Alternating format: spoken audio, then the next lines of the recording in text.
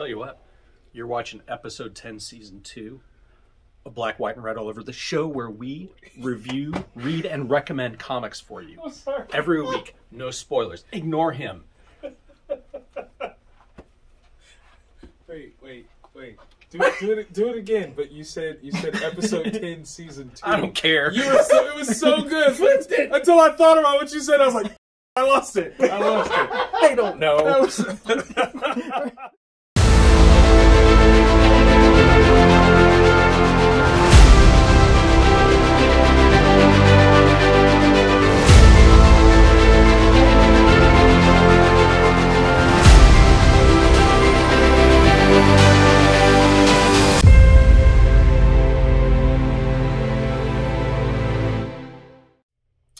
Hello and welcome to another episode of Black, White, and Red All Over. I'm Victor Dandridge, the hardest working man in comics. I'm Ryan Seymour, king of Comic Town here in Columbus, Ohio. Boom! We are back. We are ready to read, review, and recommend some great books for you. But before we do, we want to talk about a couple of things. Yes. I am fresh back from Emerald City Comic Con. If you are not following Vic on any of the social media, you've missed out on a lot of stuff. A lot of stuff. I am severely jet lagged. Yes. So hence the talkie. But I had a great time. Like literally 4 days of like comic booky excellence. I got to hang out with some of the best and brightest in the game. Jeff Smith was out there. Right. Local hero. Yes. I got to hang out with him a bunch. Like he came to my table and we sat, chatted, and we talked about the biz, which was great. I did a panel on YA writers. Yeah. So we're talking Indy Stevenson, Molly Ostertag, Cecil Castellucci, like so many different folks. Like, it was freaking amazing. Sam Maggs, like big love to you, Sam. Like just folks that are in the trenches, trying to make the way for the next reader generation, and it was phenomenal. Yeah. Like had a blast. So that's something a lot of people forget about. Yes. Like you have to bring in the next group of readers, next group of artists, next group of writers, next group of letterers. If you don't, how do you expect the pool to replenish? Right. Like, you know. Get fresh voices. Yes. And I think that's one of the other big things is these are folks that are writing to new audiences and not necessarily referring back to old things so that this audience can feel like this generation of readership is theirs, which is important. So had a great time.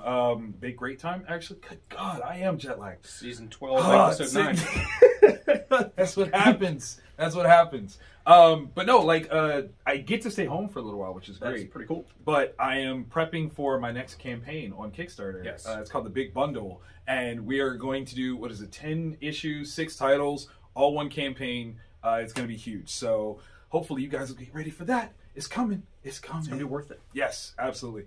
Anything fun happening while I was gone? Did you do something? No. I don't do. I don't do anything. I Come sell on. picture books. I watch hockey on TV. That's fun. We're adding more and more stuff to the website. That's awesome. So we're creeping up there. Okay. I like that. Yeah. Website should be somewhere down below, so check that out. Okay, so we've got good reads that you should read. Yes. We've got one title that's the Only same. one that's the same, yeah. 2 that are different. Where do you want to start? Okay, Massive Verse. Okay. Let's continue. Let's go. Okay, so Rogue Sun. This one's written by Ryan Parrott, Abel, and Marquise Carey. This is issue 11. Okay, so we're getting into. I mean, it's technically been a year, but we're getting into a year's worth of content of this series. So the vibe is great. Like Ryan has definitely set the tone for what this series is and how it works. It's phenomenal. We're getting some really cool backstory play. Okay. That's happening in the interim of right now, so it's a lot of fun. But we're building into this next conflict that I think will really put Rogue Sun to the test. Like, this is not going to be an easy win. There's a lot of, parts and pieces at stake, so it's going to be really kind of interesting to see how this goes. So, highly recommend that one. Really good. Very cool, very cool. From Vault, we've got West of Sundown, number 9. Tim Seeley, Campbell, Terry, Lewis, and Crank are the creators listed on it. As always, for this book, art's amazing, colors So amazing, good. letters. Right? It takes place in a Weird West sort of environment. Think Penny Dreadful, but in the Wild West. In terms of vibe, you've got various groups of monsters that have different plans. We've got a religiously redeemed Frankenstein's monster, we'll say, who's turned away from being a monster to he's trying to be a priest. Like, it's really cool. Like, it's colorful. Yeah, totally changing it. We've got vampires. We got a La Llorona that's there. We've got somebody that has hired a mad scientist, we'll say, we'll put it politely as that, Okay. to make him into a monster that can hunt monsters. Oh. Which, when you read it, it gets crazy. Okay. Because you see experiments gone wrong. No. Right? Right? No, right. None of that. Because one of the things when you're fighting monsters, like, you have to have the right mind state to do so. And that, yes, very, very cool. And highly recommend if you're a fan of Penny Dreadful, if you're a fan of like Weird West stories. Very cool takes on Gothic monsters. Oh, that's awesome. I love that. Okay, so next I will jump in with Amazing Spider-Man. This one's crazy dope. Zeb Wells, John Romita Jr., Scott Hanna. I actually had Zeb on a panel about writing, so that was a lot of fun too. Listen, I did all the things. It was amazing. Yeah, okay, I cleaned the bathroom. That's important. That's important. It is. Okay. After what I did. My spidey sense is tingling. Okay, so I feel like this is jumping back in because we had the 2-issue stint that was kind of a break with Joe Casey and Terry Dodson. So we're jumping back into kind of really understanding this world of Peter and Mary Jane and their separate lives. Yes. We get introduced to a threat that we've not seen before. Okay. Even though they are kind of establishing that there's a history here. What I love is how do you deal with Spider-Man the X, right? Like, true. That's not something that you just kind of cut off and go, I don't want to talk to you ever again, Peter. Yeah. There are times when you know, hey, I got a superhero in my pocket, yeah, and I might need to pull that card. And yeah, like that's such an amazing moment, in my opinion, to see that happen. And then we kind of get this backstory of why and how some of this is going down. What? Yeah. This is fun. All of this takes me back. I mean, like this reminds me of early 2000s Spider-Man. Yeah. Right? The Straczynski run before that thing happened. Yeah, we're not even talking about that, but very fun. But yeah, like we're gonna get epic, mythic. Wow. There's gonna be some things. So that was bonkers. Like such a good book. I'm enjoying where it's going. So big shout out to you, Zeb. Knowing your writing process as I do now, tip top. Very cool. All right. Also from Marvel Comics, we've got Predator #1, which is the same series as the previous Predator run. Just for some unknowable reason, they renumbered. Like not just new name for an arc. Like yeah, they could have just given it. That would have give it the arc name, The Preserve. Yeah. Not. Okay. It frustrates me. So from a retailer perspective, every time a new series or renumbering happens, that series is given a new series code, which will, when you're subscribing to different titles with your local shop, there is a specific numeric sequence that is added that the computers will tell, whichever system they're using will tell them that you want a particular book. So when they renumber like this, it's a completely different number. And we never know, like, the people that were reading the previous run, they're like, oh, it just ended. I guess that's it. Right? And they don't get updates, so it's just, it drives me up. Yeah, that's up crazy talk. But now for the comic part.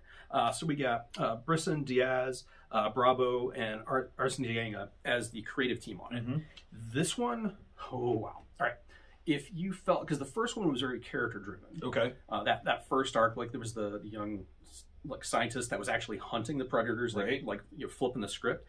This one is more action. This one is the story where people are kidnapped and held in stasis until it's time for a hunting expedition. Oh, nice. So the name of it's The Preserve. Yeah, and you know what that means. Yeah, it is humans and other stuff that's tossed into this planet. You said other stuff. Other stuff. Yeah. It is bonkers. It is over the top violent. So like the other ones where you're, little kids you could give it to and it's like, there's a little bit of blood. Yeah. This one? No.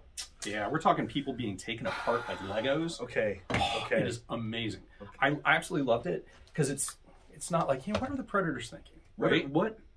What gets them from birth to like, what? I feel like crossing a galaxy to smoke a dude from Hoboken. Yeah. No, it's not that. There's none of that. Okay. If you just want to see humans trying not to die. Yeah.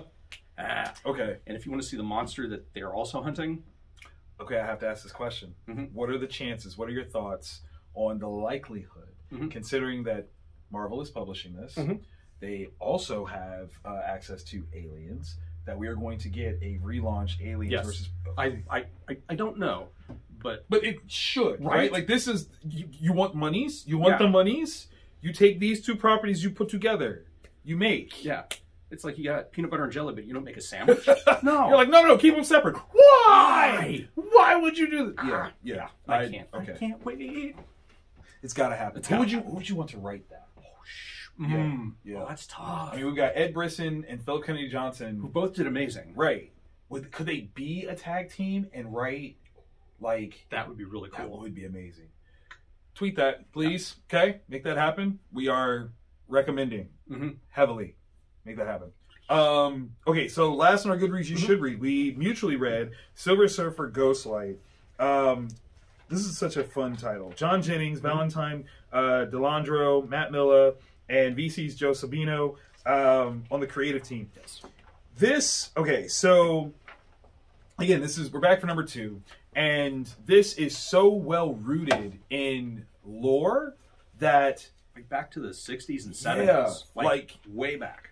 That's almost the only folly that I have with it, and not in the sense of the story, but specifically how Marvel isn't taking advantage. Yeah. Like, why isn't there like a special Silver Surfer trade paperback release or something that's out so that you go, well, I want to read that story. Like, teach me things. Teach me things. Some kind of Marvel Tales.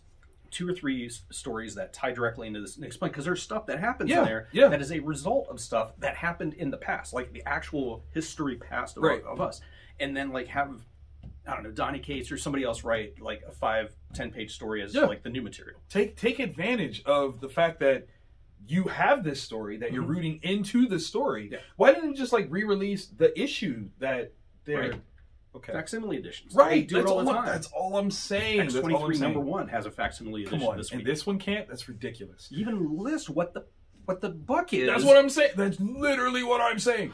So John Jennings, like very notable Black comic scholar, amazing guy. And what he's doing is he's rooting this story in the Black experience on a super cosmic scale, which is phenomenal, right? In so many different ways where people have the conversation of representation and whether or not we are not. That's one of the cool things is he literally found a place and space in Marvel's history that a Black character was prominently featured alongside Silver Surfer of all cosmic beings, and having a notable presence and carrying that story forward decades later and actually making it work. Top notch. Top notch. And actually, I got to give a shout out to Valentine.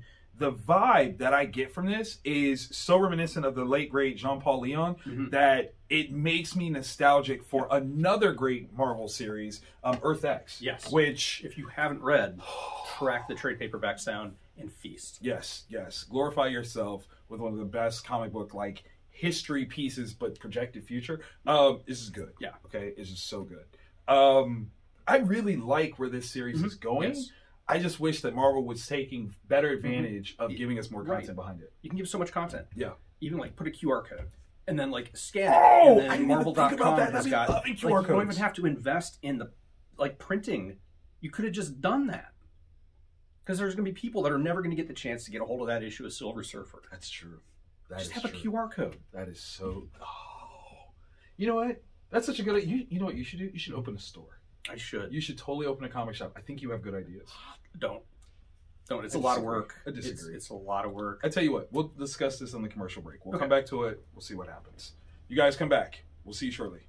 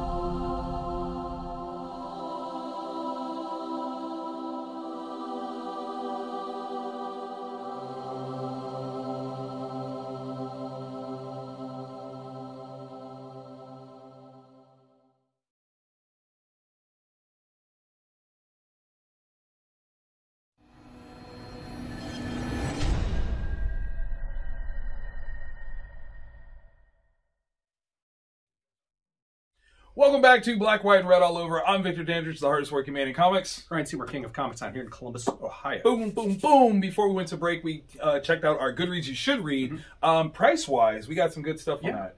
Mine is 13, so... Not bad. Mine was 12. Pretty good. That's pretty good. If you have an extra 12, 13 bucks, those are some books that we definitely recommend that you should take home. But if you are limited in your dollars, these are our... These are the ones. Yes. These are the top picks. Must reads. You got to take these home with you. We've got one that's the same. Yeah. But I'm and one that you beat me to. Like I knew I like. Yes. Normally I'm fat. Normally this is what I do because I own the shop and I can prep stuff before anybody gets here. I hide stuff. So I got lucky. He beat me to it. I got lucky. How I became a shoplifter. This is why comics are great. Okay, I'm gonna just put it like that. Tom Bertfogel, Juan Romero, David Pupo, Antonio Fabella, Rock Alves, Becca Carey. You guys are amazing. Okay, so this one is from Sumerian. This is issue 2. Issue 2. Okay, this is some of the most hapless adventures you've ever seen. Okay, we've got these two friends that are borderline ne'er-do-well, right? Like they're boys, they're stupid boys trying to impress girls. And what won't we do to do that?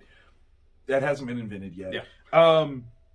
So as they are like, rehashing their life story of how in the world they became shoplifters, we are seeing some of the craziest, funniest antics of things that they've gotten into. So, I mean, as one does, this is amazing. This here, you guys will see this when you buy it. This is a reference to a ton of bands that they want to put together as a tattoo, because the person that they are working for will not allow them to have band tattoos. Yeah, so they're doing references, right? So, like, can you guess this band? No. Okay. Oh no, they're okay. Oh. Because that one person... This is different than what this is. Oh, okay. Even though they're all kind of tied together. Yeah. So, do you have an idea of what these are? This one I know. Okay. Dang, no, I don't know on that one. It's bugging me. Okay, so I will sneak you a peek because my brain went to one thing, but there's one of those that's not the same. One of those things is not like the other. Okay, so that's what I was thinking. Yeah, and then these are. And then that is okay. Like they're all like it's all big references. So I was half right. Yes, like absolutely. So it's like this. That's hilarious. But yeah, all these different like references. Okay, so these guys, in terms of hapless adventures, when they're talking about cool things happening, you've never seen like a movie play out so perfectly. Like take Superbad and just kick it up notches, and it's this. And this middle story is so freaking amazing because the assumptions that happen here are absolutely nutty. And like, you see that and you're like, oh no, that's bad. And everyone's assuming, but it's not. And it's so like good. Superbad meets Heat. Oh God, yes! What a good that's absolutely it. All hail Sumerian. Get this book. It's only issue 2. You will love this. Okay, it's definitely meant for a little bit older crowd, teenagers, if you will, young adultish. Like I would say 15 plus. Okay. But it's roarous fun, roarous comedy. Yeah, and like I mentioned in the past, Lunar offers returnability for retailers on Sumerian books. Yeah. So returnability means that when a certain window has opened up, a shop can tear the covers off and send them back for full credit. Come on. Which means books will disappear. Yes. So hit up your local shop, let them know you want this, because you will. You're going to be hooked by the first issue. Immediately. Yes. It's good stuff. Oh, all right. So I actually have 2 from AWA. That's weird. Nice. All right. So we'll go AWA. Okay. Upshot. Black Tape number 2. Dan Panosian. We got Dan Panosian, Dalibor Chiljic, Eve Svokorina, and Steve Wands as the creators on it. Nice. Right out of the gates. Color choices, awesome, because there's some stuff that's dreamlike. Oh, that's nice. Yeah, like the choices there to really make that pop off is like, okay, that's probably a dream, but we don't quite know. All right, so this is the story of a young lady who married a rock and roll star. Okay. But like there's been stories like Jimmy Page, right? Supposedly did black magic, which is what helped Led Zeppelin become what they are. Yes. And different stuff like that. Sure. You hear all those myths and urban legends. This actually happens in this world, where her husband was trying to summon the big guy. Okay. We'll say the big guy, and make their band huge, because there's Is this the one where he had in the basement? Yeah, he had the basement with the floor drain. When basements with floor drains are the best, and my wife won't let me have one. I'm not saying I'm going to try to summon something to make me a sweet rock star, but he's not saying he's not going to. Yeah, I'm not going to. Not on film. I'm not going to. Yeah. So. But this dude does, right? So he's done something. Yeah. We're finding out the cast of characters around might be a little more What Happened to Rosemary's Baby than we would like to think. But yeah, no, super awesome. Okay. Plot twist down at the end. Yeah. It just maintains, like, if you're looking for like that gritty, I don't know, 8mm Rosemary's Baby rock and roll like horror story. This is where to go. I love it. Better than the Spin Doctors. Okay. Oh. If you So, if you'd like to call me, maybe. No, Avengers, Earth's Mightiest Avengers. So good. So good. Issue 66, Legacy Count, 766. Jason Aaron, Javier Garron, David Curiel, Maury Howell, Eric Arzenega, Rochelle Rosenberg. Rochelle, love you. Okay. I said I was going to jump off this train because I was like, I'm ready for the trade, right? Like, I just can't. Like, there's so much happening. You're like, oh man, like I just need to be able to read it in one sitting, and it called me. Okay, when you have a cover like this, how can you not? Like, you're like, it's everybody. Like, let me look. Let me just look at it. We have the solution to one of the Doom problems. It's the only solution, really. Yeah. Like when you're presented with it, you're like, well, of course. Yeah. There may be a substantial Mephisto problem. We actually get a solution to that too. Really? Not necessarily in action. Like, we don't necessarily see it, but we see the capabilities of one, and that's that as well. And so when Avengers Prime, okay, who we learned previously is Loki, is ready for some action. We've got this coming, and this happens as a call. And let me just say this. We've got MCU phases 5 and 6 coming. If you guys don't hit this level, you failed. Okay? I'm sorry. I respect everyone involved. If you don't give me the chills of something like this, at some point, you have failed. And this creative team's using the multiverse for full effect. Like, you can't tell me, we've got the multiverse saga, and if this ain't it, I want Kevin Feige, buddy. I get it, right? Like, I understand that there's needing to be like a reshuffling of things. Some people are like, it's schedule. Some people are like, budget. We know the truth. You're reading Jason Aaron's work, and you're like, I can't not do this. Rewrite everything. Start all over, okay? It was all a dream. Like, whatever you got to do, make it happen, because you see it done correctly here. There's no question. This is the way. I've spoken. Counted to 3. Put my foot down. Let me tell you again, okay? Respectfully. Also from AWA. I tried to make it sound majestic. Red Zone number 1. This is one that apparently shipped through Diamond last week, but this week through Lunar. I don't. Okay. But all right. So I doubled my orders on it, which does not mean I'm trying to sell you on the book, just to get copies. But yeah. All right. So it's written by Cullen Bunn. Period. Done. And sold. The dude is an amazing writer. Everything that he does speaks to me, and he's got the same haircut. This is written by Cullen. Yeah. Art by Mike Deodato Jr. And double done. Please and thank you. One of the things Mike does is he has all of the characters look like actors. He casts them. He totally casts them. So you're like, oh, that's dude. Yeah. Which I can never remember his name, but he's always that like the smarmy every time, like Euro dude. Every time that I always you just want to punch him, right? But you know, like he'll bite your fist, right? Yeah. And I don't want to get bit. Yeah. Because like that would suck. That would suck. You might get an infection. I have soft hands. And then, yeah, like show you that. Then Lee Lothridge as the colorist. So this book is absolutely breathtaking. You know, the story is going to be good. And what the story is, it's about a dude who's like he used to go to Russia all the time. Yeah. He was one of the most foremost experts in Russian culture, Russian language, Russian history. He was an attaché to the United States ambassador to Russia. Nice. But he's he's up there in his years now. He's about I ballpark him at 60 or so. Okay. Some shadowy government agency comes to him and they're like, "We need you to help extract this person from Russia." Okay. And he's like, why me? Right. Just because I can speak the language. And apparently, this high value asset is someone that he was attached to romantically in the past. Oh, you touch tips. Okay, you know each other biblically. Got you. And that's where the spy intrigue starts. Okay, because did he know that they were a spy at the time? Oh, did they get secrets from him? Oh my God, there's so many things. I don't trust what we know about this dude's backstory.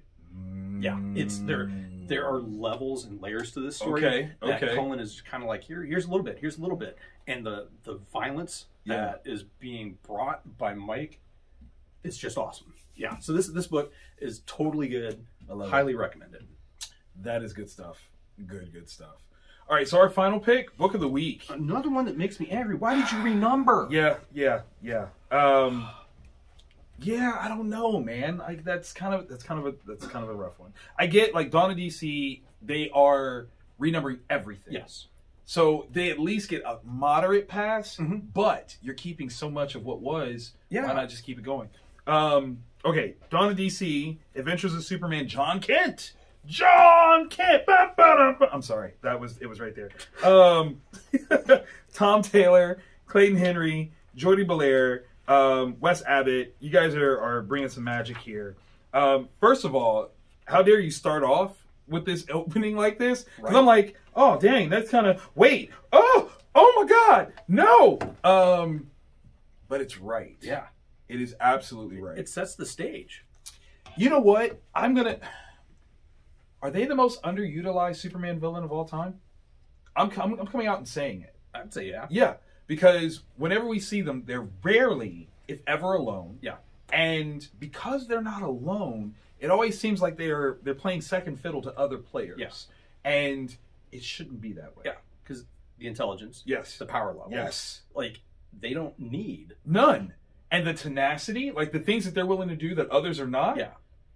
Yeah, they should be a constant threat, yeah, like all the time. So we're getting this setup of a multiversal issue. Oh man, the multiverse is thriving right now. It's a thing now. Oh, it's throbbing. It's so good. And our boy John is being recruited because when it comes to a job for Superman, he is viable. Yeah, he is a viable option. The threat level of this, though, absolutely personal. Yeah, so personal because it's. Yeah, I don't know because I'm going to say that. Yeah, no, you can't say that. You can't say that. You can't say that. But you get the understanding of immediate stakes, and I think that's the thing that Tom Taylor is so amazing at. Yeah, he sets the stage, and you go, "Oh, that would be messed up if that is it." Yeah. Okay, yeah, that's harsh. Yeah. On multiple levels, like when Lois talked to the other, and then was like, "Who are you?" Yeah. I was like, "Oh wait, oh God." And now they got to be like, "So this is what happened." You're like, "Wait, whoa." You immediately got to believe them. You have to because right? So the stakes of this, I think, is so great because one, it's really big.